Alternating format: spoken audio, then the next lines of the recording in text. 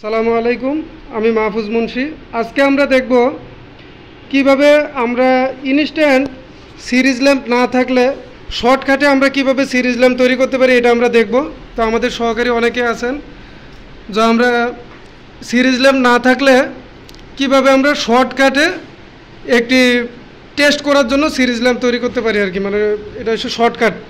তো এখন দেখেন এখানে আমরা ব্যবহার করছি একটা 2 পিন প্লাগ, তারপরে এই যে আমাদের কানেক্টিং ওয়্যার যেগুলো, এখান থেকে আমরা একটা সরাসরি হোল্ডারে দিয়েছি, আরেকটা এই দিক দিয়ে বের করছি। দেখেন সবাই একটু খেয়াল করেন, কানেকশনটা অত্যন্ত সহজ একটা কানেকশন। তো এখন আমরা মানে ভিডিও শর্টের জন্য আমরা এরকম আগেই কানেকশনগুলো দিয়ে রাখছি।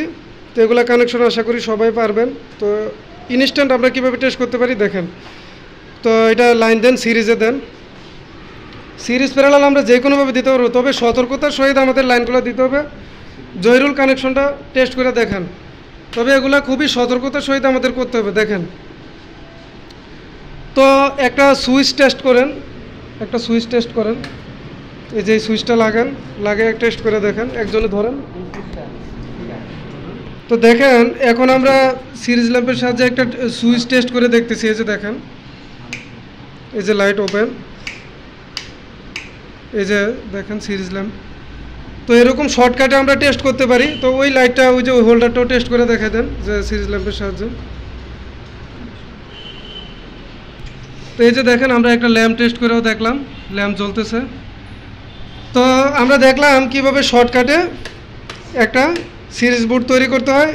এটা ছাড়েন, সাইডে টেস্ট করেন, আবার ধরেন, দুইটা একসাথে করেন। শর্টকাটে আমরা একটা সিরিজ ল্যাম্প কীভাবে তৈরি করতে হয় আজকে শিখলাম। তো ভিডিও এই পর্যন্তই, সকলে ভালো থাকবেন, আল্লাহ হাফেজ।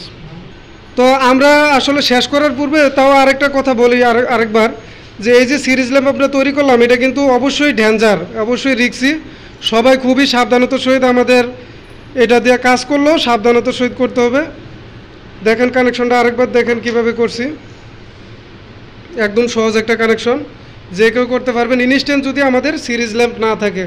তো আর সঠিকভাবে আমরা এইভাবে বোর্ড তৈরি করে কাজ করব আর কি, যদি আমরা কাজের জন্য তৈরি করি।